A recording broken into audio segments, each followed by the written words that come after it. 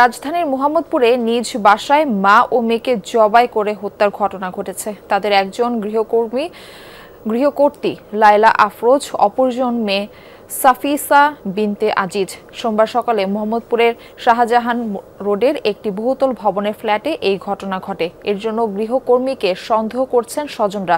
তবে সিসিটিভি ও খুনের আলামত পরীক্ষা করে অপরাধী শনাক্তের চেষ্টা চলছে বলে জানান পুলিশ কর্মকর্তারা।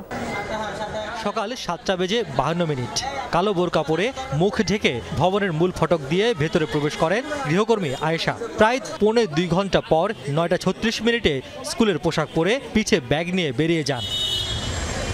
ঘটনা এই বহুতল ভবনের 8ম তলায়। ভেতরে গিয়ে দেখা যায় লিফটের সামনে গৃহকর্ত্রী লায়লা আফরোজের মরদেহ। উপরে গিয়ে দেখা যায় মেঝেতে ছোপ ছোপ রক্ত। নিজের ফ্ল্যাটের সামনে বসেই পুলিশ ও স্বজনদের কাছে ঘটনার বর্ণনা দিচ্ছিলেন গৃহকর্তা স্কুল শিক্ষক আজিজুল ইসলাম। জানান, স্কুল শেষে সকাল 10:30 নাগাদ ফ্ল্যাটে ফিরে দেখেন পড়ার টেবিলে রক্তাক্ত মেয়ে আর ঘরের মেঝেতে স্ত্রীর গলাকাটা মরদেহ। পরে মেয়েকে সোহরাওয়ার্দী হাসপাতালে পাঠানো হলে চিকিৎসক মৃত ঘোষণা করেন। দরজার এই নব খুললাম, খুলেই দেখি আমার মেয়েটি মাথাটা এইভাবে দিয়ে ওয়ালের সাথে হেলান দেওয়া, রক্ত রক্ত। আমি ওইখান থেকে জাস্ট তাকায় দেখি আমার নিনা ওইখানে রক্তে বসে আছে। আমার নিনাকে আমি ডাকতে গেছি, দেখি নিনার ওইরকম অবস্থা, কাত হয়ে আছে, পড়ে নাই।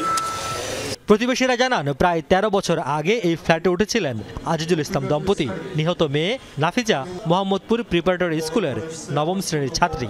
আমার মেয়ের সাথে একদম ছোটবেলা থেকে আসছে। মানে এটা কোনোভাবে, মানে এটা কিভাবে, এর মনের মতো ভালো মানুষ হয় না।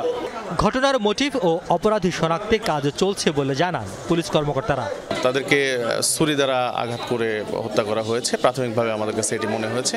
তো লাশের সুরতহাল এবং পোস্টমর্টমের জন্য লাশ দুটি আমরা সোহরাওয়ার্দী হাসপাতালে পাঠিয়েছি। আর এখন ওনাদের আত্মীয় স্বজনরা এসেছেন, ওনাদের সঙ্গে কথা বলছি এবং আমাদের সিসি ক্যামেরা ফুটেজ বিশ্লেষণ করে আমরা এই বিষয়ে কোনো ক্লু পেলে আমরা সেভাবে তদন্ত কার্যক্রম আগাবো। সন্দেহভাজন গৃহকর্মী আয়েশা মাত্র 4 দিন আগে এই বাসায় কাজ শুরু করেন বলে জানিয়েছেন স্বজনরা। তার গ্রামের বাড়ি রংপুর, থাকেন বিহারি ক্যাম্প এলাকায়। ময়না তদন্তের জন্য নিহত দুজনের মরদেহ রাখা হয়েছে সোহরাওয়ার্দী মেডিকেল কলেজ হাসপাতালে। রিয়াজ রায়হান, যমুনা নিউজ, ঢাকা।